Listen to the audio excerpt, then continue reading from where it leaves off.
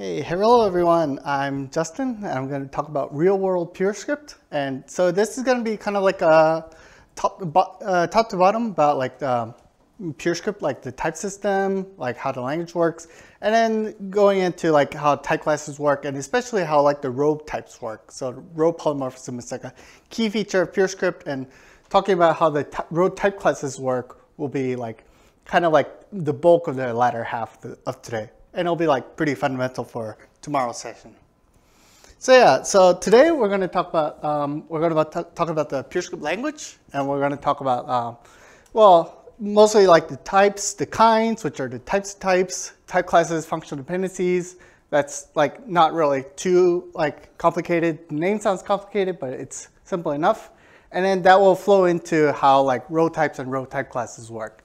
And then day 2 will be like talking about FFI and how we do just even base FFI, and then going further into how you can more use the type system of PureScript to like better represent some things that you might want to get out of your JavaScript.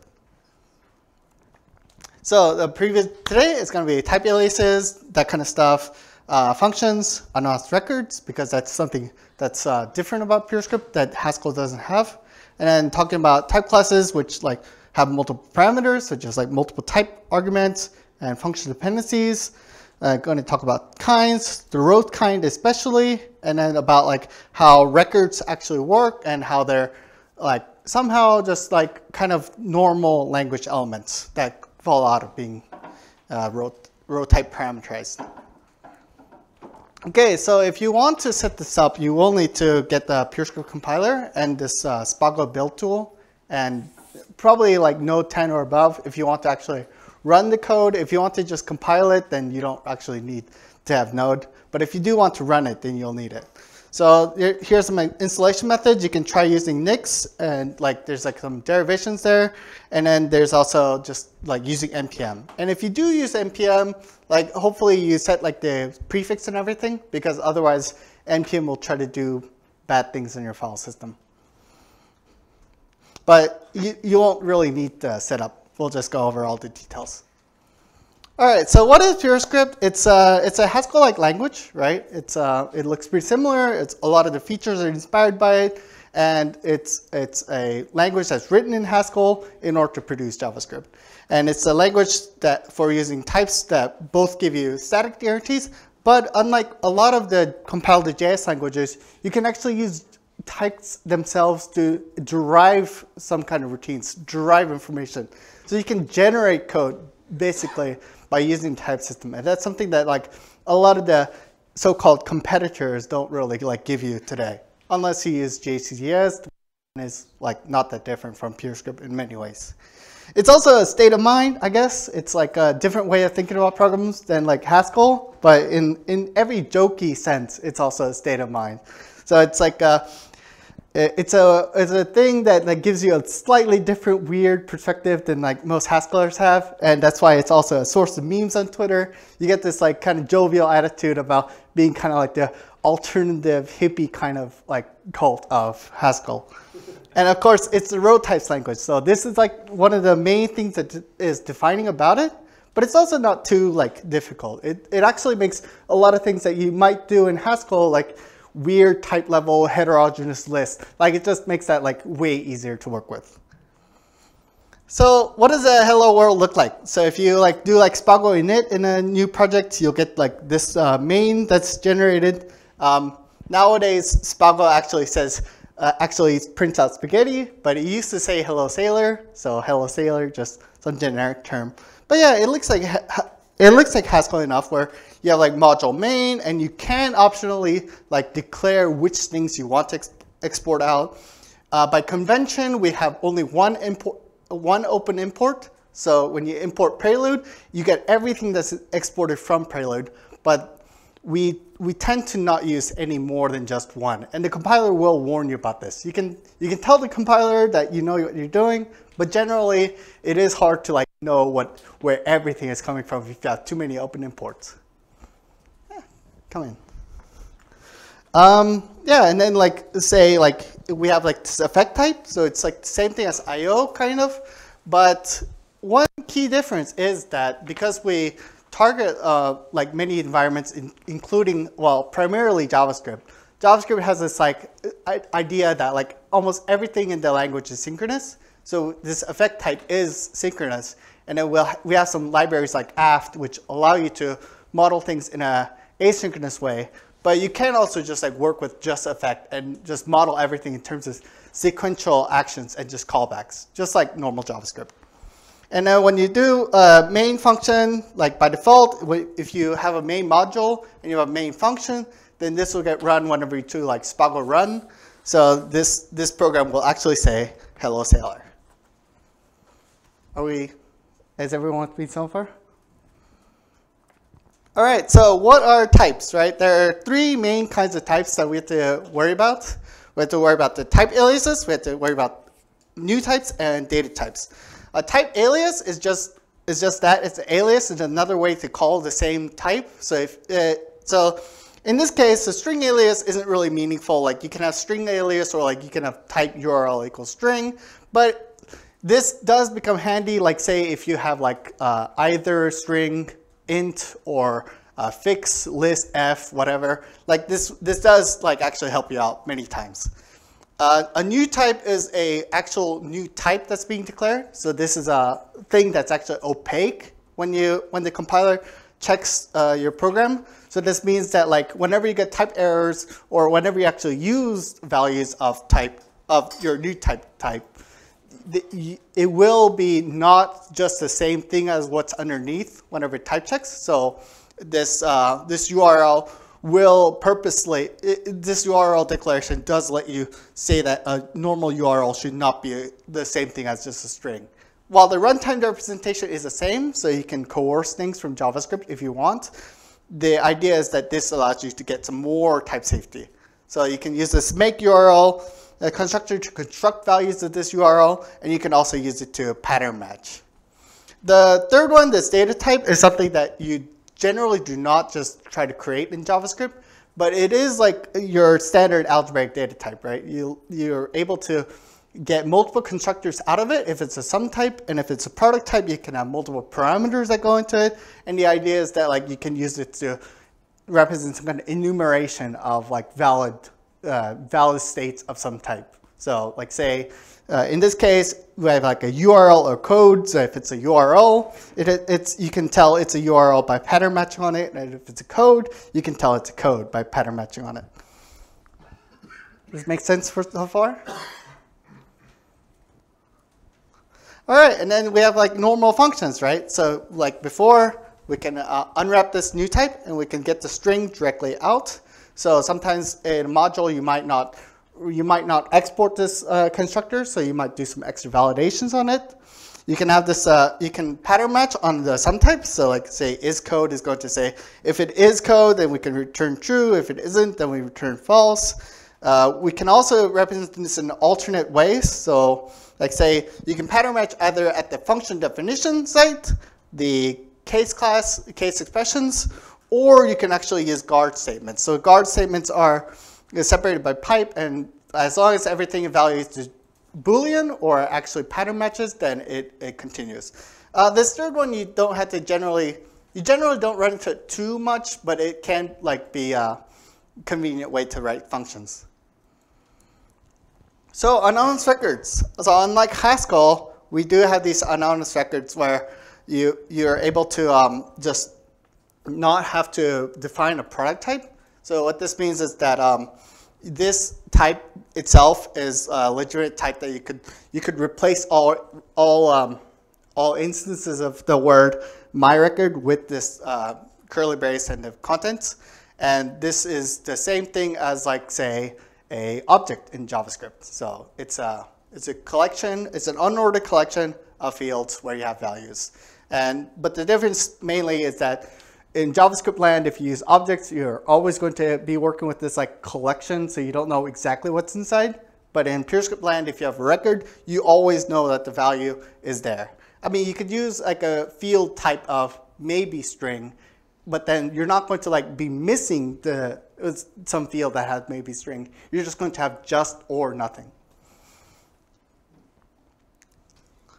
So type classes.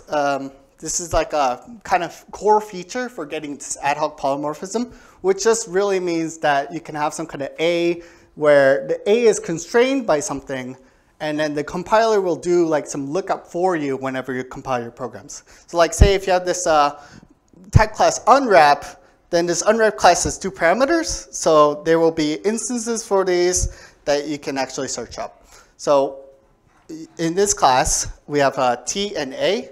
And this pipe just means that this is the beginning of a functional dependency declaration. So when it says T to A, it means that the T is going to determine A for whatever instances you want to look up. So in this case, when you have instance of unwrap URL string, if you have a value of URL, this can determine the string for you. And actually, there is a functional dependency missing here that is A to T, right? Because if you have the target type, you probably will be able to determine the input type. But that also, well, if we had that, then we would have to assume that we just want to unwrap URLs. Does this one actually make sense to people? Or is this a new concept for anyone? No? Does this make sense? Yeah. Okay. Okay, so more examples. If we have rodeo types and we have an input that goes to output, then if we have int put in, we can get string out. And the same thing, if we have like string to Boolean, then we can put in string, we get Boolean out. And then, does everyone know what a proxy is? Or like a proxy is like this conventional data type where like you can see that on the left side, we have an extra type parameter, but on the right side, we don't have that type parameter. So this means that like in compile time, we have extra information we can work with, but in runtime, we don't have the burden of providing a value of this. So like say we can use this proxy and say, okay, I want to like have the rodeo types method run on proxy of int, and then the result is proxy string. And so whenever we need to do more operations with the type classes, this could be like a very good way for us to be able to get to know like what kind of result we can get out of a type, input type. Does this make sense? So S over here is like a type parameter that we're going to use in all kinds of situations. It's just extra information that does not have to exist in runtime. Yes? No, maybe? I mean, I thought this was like weird when I first saw it. Why do you need the proxies? Why do you need the proxies? Depends on the situation, right? So like say, like say I want to define a certain kind of operation, like I want to like be able to define if I have a get or post route. And in those cases, the get or post information I can have statically available. So like I can use type classes to get the correct method. So if I have get, then I won't be able to read the request body. But if I have post, I can read the request body. So in those cases, you want to have that type information available to you statically without having the burden of creating like this post or get value, because like they're not really values that we're going to be using in runtime. So in those kinds of cases, you use proxies.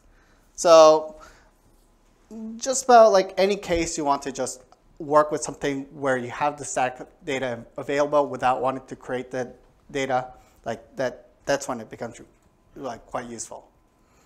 And actually, the thing we'll run into quite quickly is that a lot of times you want to have proxies that are where the parameter is not a type, so it doesn't have a value, which actually then leads us up to the next one, which is kinds. So far, everything has had an inferred kind. Whenever we have the data proxy S, it actually first inferred that the kind would be type.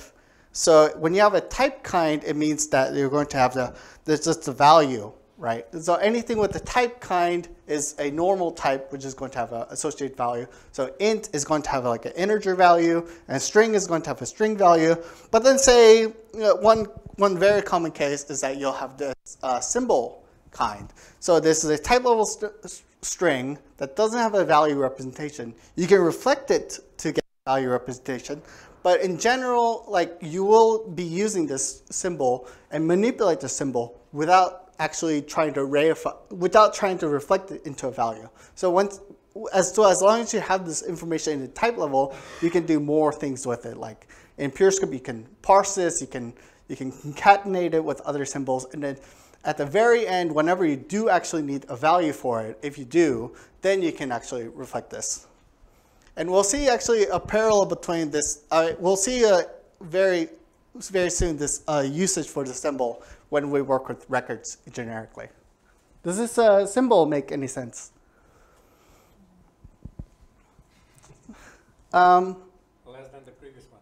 Less than the previous one, yes.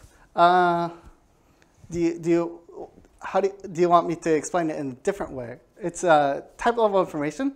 It's like, say, this hello world as proxy.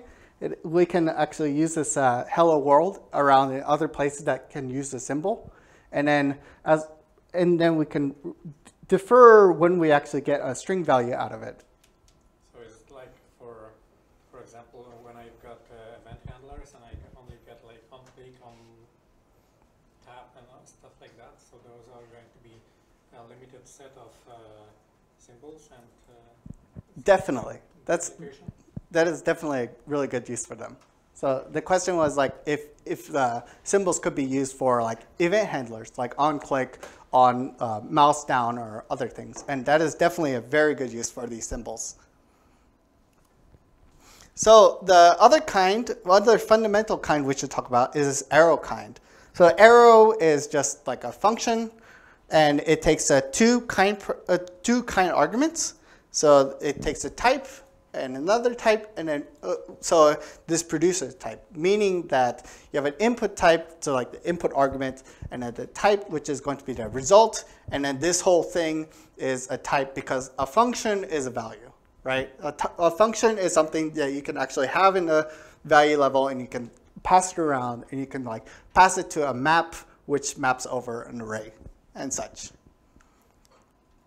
And so continue on with that, we then have the row kind, which is going to be this unordered collection of fields by symbol and associated type of the kind. So meaning that we have this special symbol pound, which is then used to create row types. So the most common one is going to be this row type of type, so that like we can have multiple types associated to specific labels, like in the case of having a record, or in this actually has very many other uses also. Like a record is built into the PureScript compiler, but then you can also build a polymorphic variant if you want as a library using this feature. Polymorphic variant being like imagine a sum type, but then it's associated by a tag rather than by a constructor, so that they're like anonymous. They're anonymous sum types, meaning that like records are anonymous product types, variants are anonymous sum types. I had a question about the rows there. You mentioned that they're unordered collections of fields by symbol. Does it have to be symbol? The second one looks like your.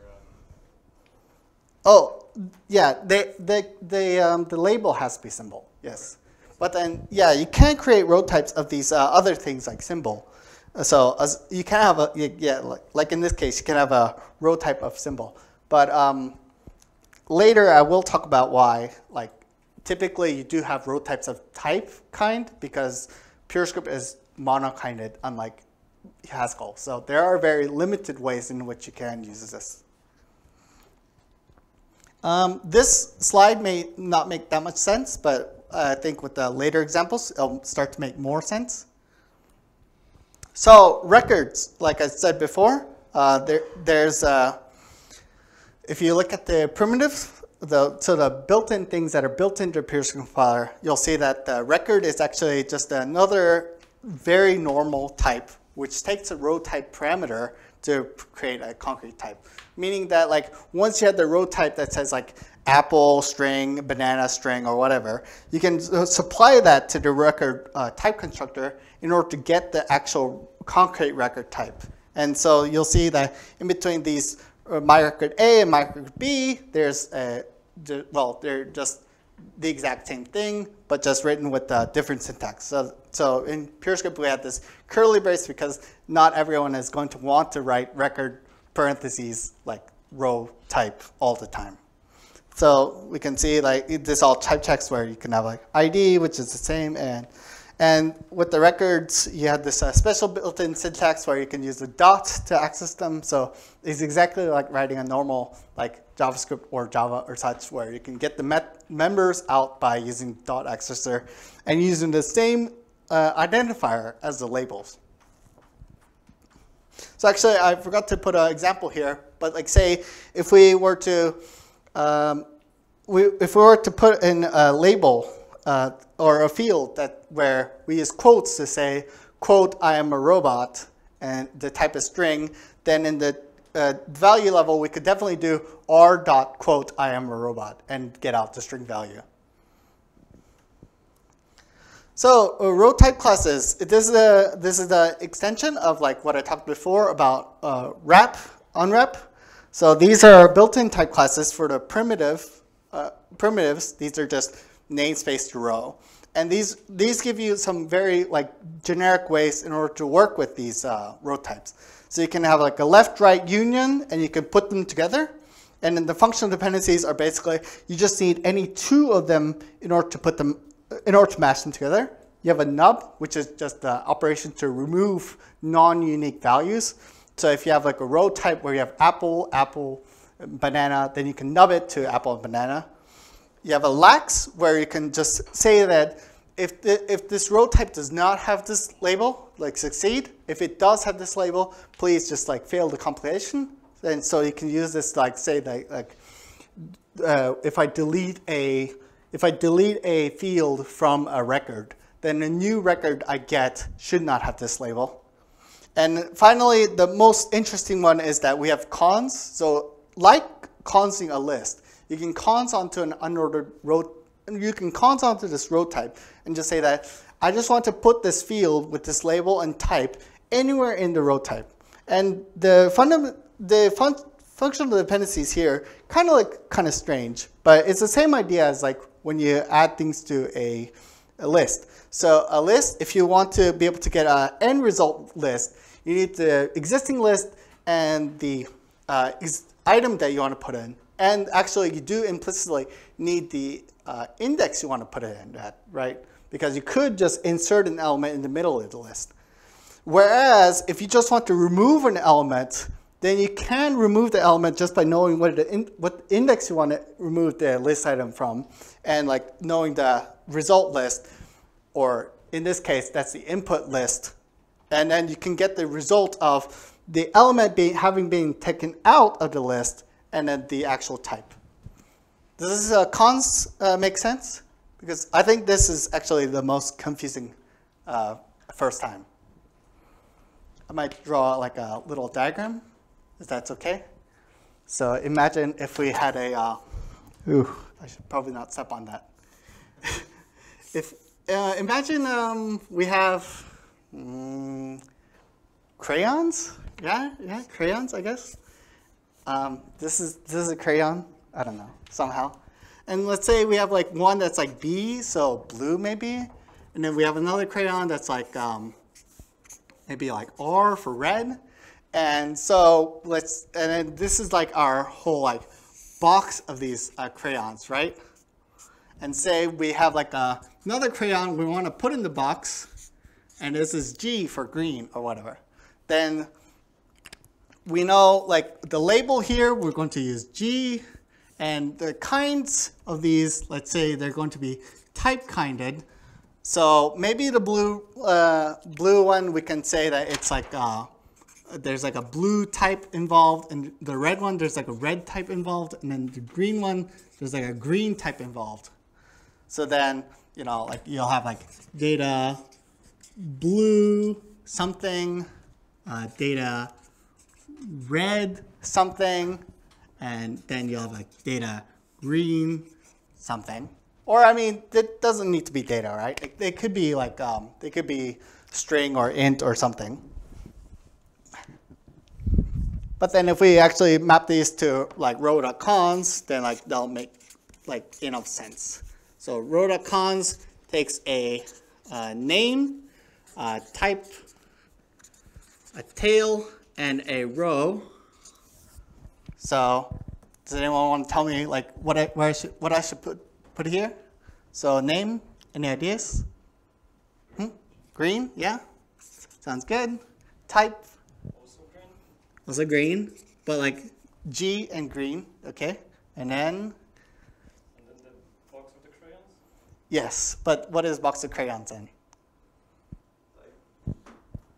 No, but like what is the whole entire contents of the box? It's a row type, right? So it is going to be parentheses, right? And then what should we put in the parentheses? And it's not a trick question. It's just, what's our inventory? Yeah, so the row of the red, and then the cons to the row of first the blue and then the red.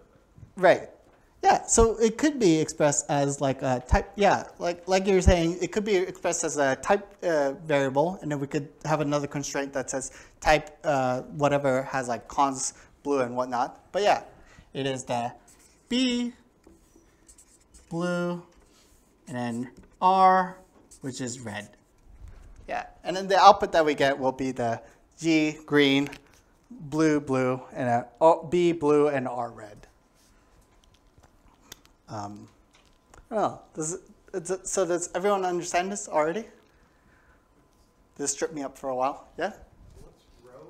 Oh, is that the output? Row, row where? Oh. For cons, your example.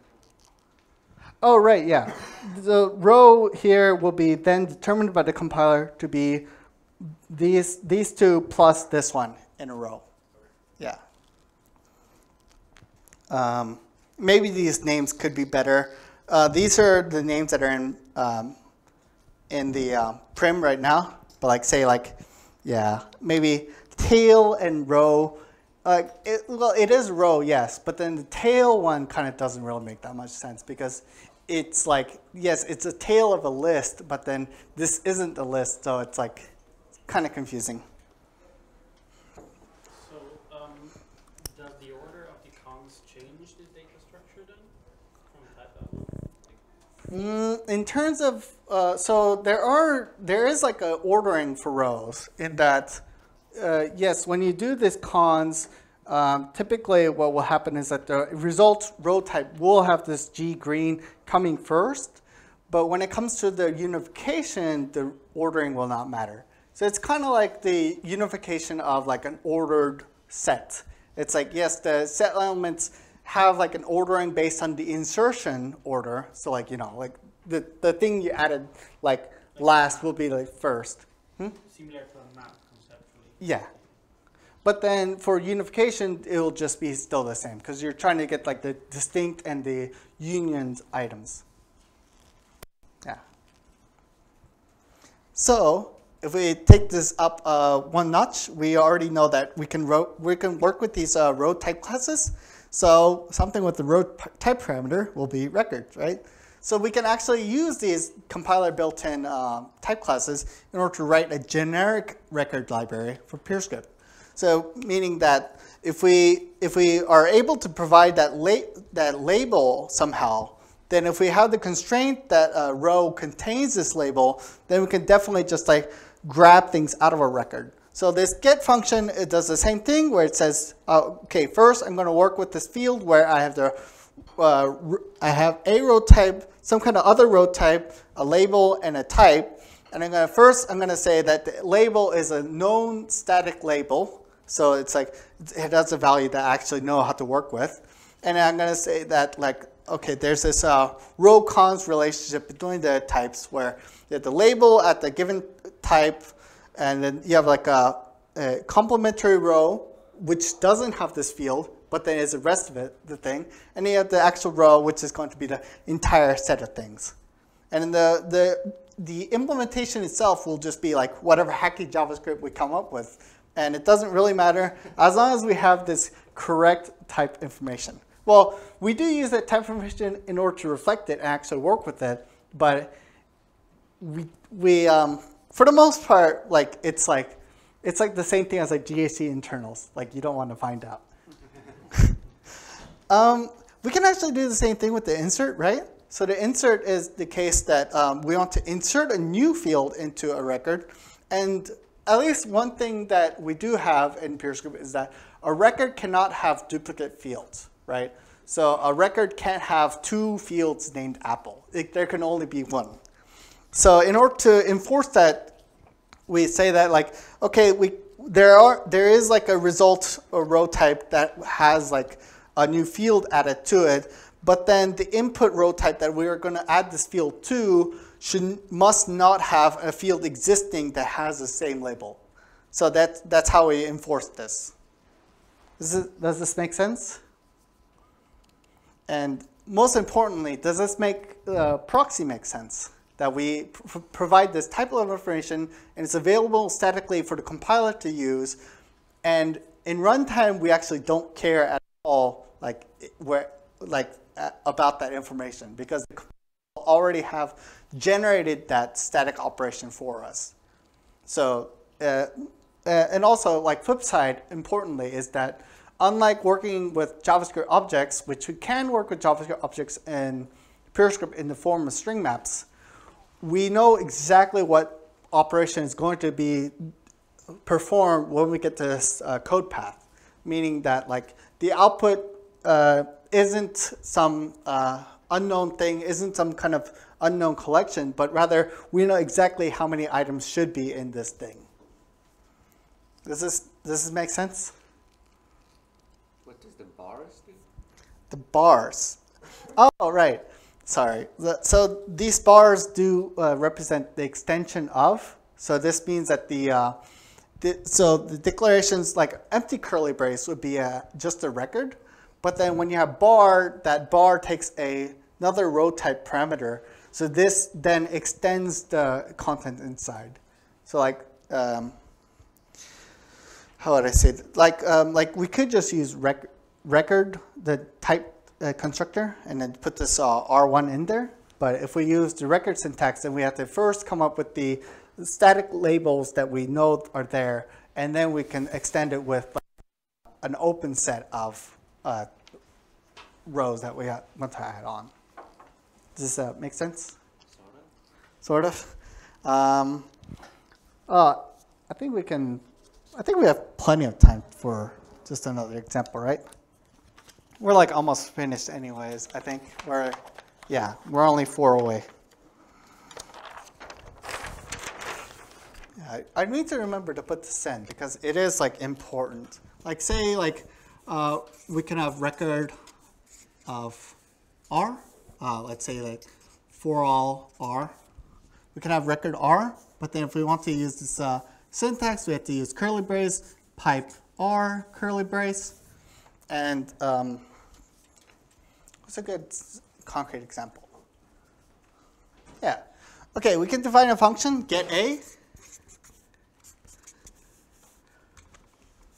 So for all R, let's say that this, whatever, the user can just pass in whatever record they want, as long as it has like a specific field. So then, while we could write something like this, right? So A is a string, and then this returns string, right? We could write this, but then this says that like the user can only pass in a record of A and no other fields. So this pipe, what it lets us do is then say, okay, the user must pass in something with this a string, but then this can also, whatever the input can also have anything else in there. And this R can also just be empty, right? So they might have a record that only has A, but then they should be able to pass in like A and B and C and whatever. Does this make more sense? Cool. And there's actually like very little, so we can go over this again and again. Actually, did I? I could have sworn we're going to go over Rotolist today, but we will go over it soon or next time, maybe soon. Okay, so so far today's contents have been type aliases, new types and data types, which I guess most people here are already familiar with from Haskell. Functions, pattern matching, guards, which like guards may be a little bit unfamiliar, but if you use them more, you'll get more familiar with them. We introduced these unannounced records that are in PureScript, so like they let us work with records and like not as product types, but as actual records that you can inspect and work with. We have these type classes with multiple parameters and functional dependencies, so you can use these determined types, but then as we saw with the PureScript record examples, you can actually use these to constrain to actually like produce like resulting types and also constrain some conditions about the types that we return. We talked about these kinds and row kinds. So like kinds being this type of type and row kinds being like this magic constructor that's in PureScript that lets us create row types. And row records as just one application of these row types. So they're not necessarily like super special, except for that they're built into the compiler, but otherwise you can work with them in a new way, which is with these row type classes. Should we pause here and like go over any other details that we covered?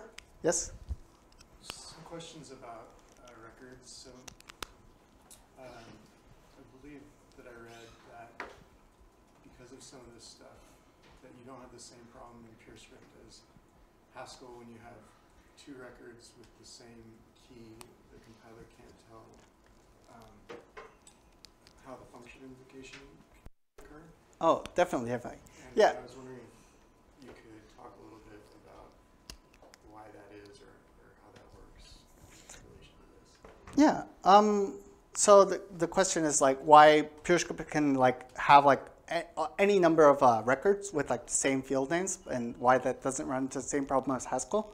So in Haskell, the thing is that whenever you have the curly braces, actually the label that you put there is just sugar for what will be used as an identifier for generating a record function.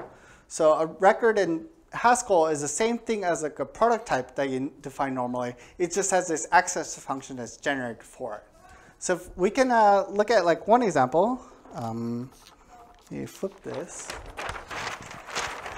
I think most people have used like the either type in Haskell, right? So you have like data either A, B, and this is going to be left of A or right of B, right? And then you might have like you have these parse functions called from left, right? Please don't use this function, it will break. And you have like from right, which is also a dangerous function, please don't use it. But in Haskell land, you could write this in like so, right? You could say data either A, B is going to equal from left and then whatever A, right? And from right, B. So if you, when you use the curly braces here and you use the field here, what you get is you actually get this, but then these functions are defined and put on the top level. So whenever you use some type, this is dangerous. But on the flip side, if you use a new type, then you can use this like quite safely, right? So if you have like a new type of URL, right? But then we can use curly braces to say unwrap, or I forget what it's called. Like I think most people say unURL, right? That's a convention, I think. But then you can say unwrap is going to be string. And I forgot that there needs to be a constructor here. So the constructor here is going to be URL, right? Or make URL. It's contentious whether or not you should use the same name as a type for your constructor, for your new type constructor, or if you say make URL or something. But you know, depends on your religious preferences. But yeah, in this case, you can actually use the curly brace, right? So you can use this, and then you have this unwrap function defined in your module top level, so you can use it whenever you want. In PureScript, we don't have this, so this is confusing to talk about it here. But this is how it works in GAC, and that's why like a lot of people are really big fans of these overlapping field extensions in GAC. But at least in PureScript, we don't have this, so unfortunately it's a little bit more cumbersome, right? If you want to have unwrap, you need to define it at the top level yourself manually. But at least then we use this curly brace syntax to actually have anonymous records.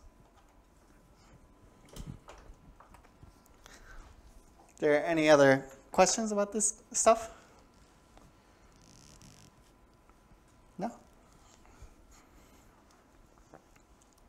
Okay then, at least I have like some extra reading I think is already like pretty relevant here. So the first one I could recommend is like this generics rep library. So it's called data type generics in general. In Haskell line, you have the GAC generics.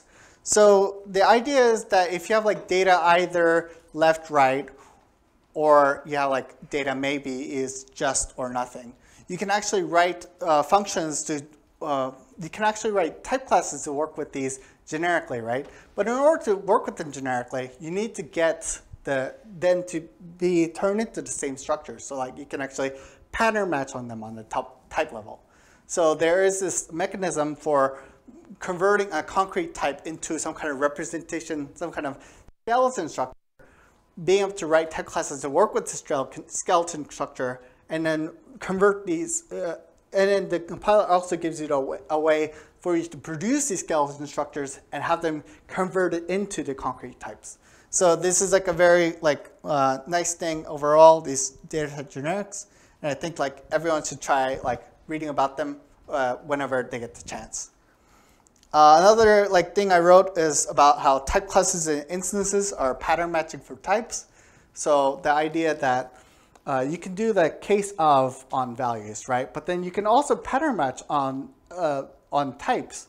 It's just that you do need to go through this type class declaration, and you need to have instances for type class. But it's about the same idea overall. That like you can you can match on some like concrete parts of your types, and then you can also, unlike case of, you can also say what determines what should be matched.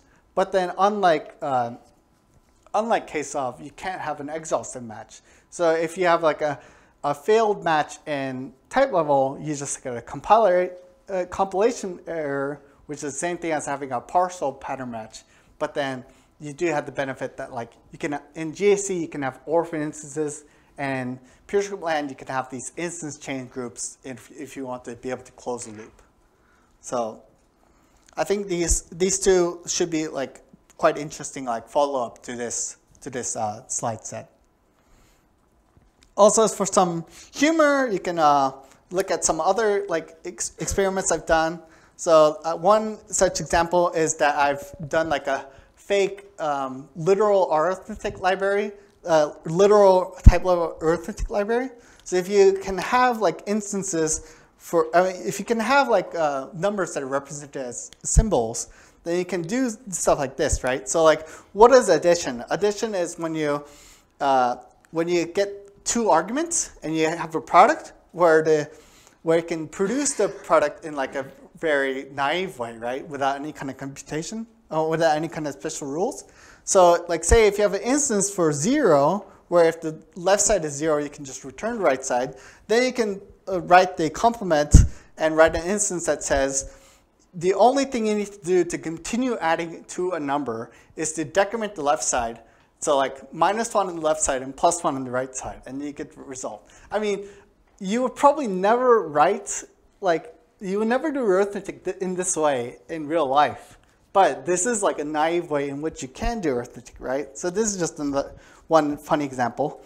And then the other funny example is in PureScript, we can actually work with symbols on the type level where we can add and remove one symbol character at a time. So this means that in order to do arithmetic at the type level, we don't need to have a naturals or some kind of fancy way to do things, and we don't need to represent them in PNN numbers, right? So PNN numbers being the idea that you can represent 0 as Z, and it can represent numbers as successions of the 0, so like +1, +1, +1. So we don't actually need that because we can just use periods. So if we have just like 20 dots and then we minus 10, then we'll have like 10. And actually, sorry, I can't read how many dots there are, so I actually don't know what number that is. Yeah, and otherwise, I have a page of like a bunch of memes that are like closely PureScript related. I actually have a GitHub repo that's full of like all kinds of random memes. But like say we could open up one of these, right? Danger. Oh yeah. So this is one meme that I made last year, about a year ago. So, like, you know, like PureScript, you have extensible records, you have row type parameters, row cons, you have symbol cons, instant chains, row to list, you know. So it's like PureScript, yeah. And yeah, I know this seems quite silly, but at least it's popular on Twitter, right? It's got 30 retweets, you know, 190 likes. That's quite good. Do you know that if you search for PureScript memes on Google, this repository on your GitHub is not the first result? Your row to list is the first result. PureScript memes. No.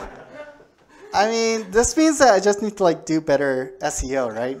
I should delete that repo because it's like ruining it.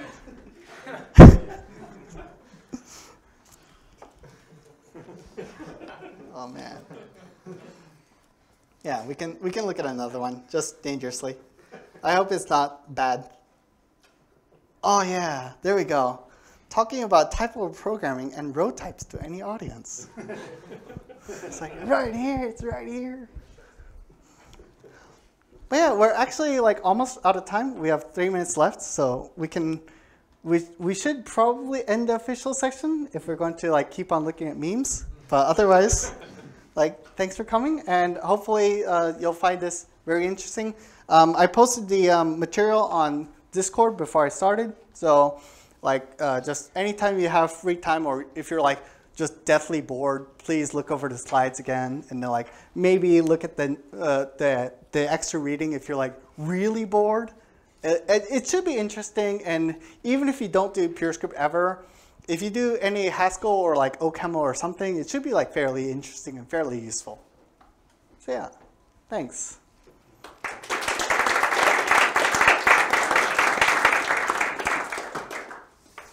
Do you have any extra questions, or do you want to just look at memes? I think we have to clear out soon.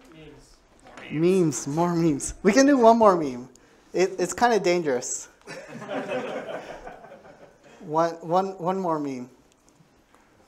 Oh, okay. Here's like a VR-related meme, right? It's Valentine's. I posted it on Valentine's originally, so yeah, you know, this could be you with your relationship to PureScript. You know, it's only a program, so it can't love you back, but you can look at it on VR.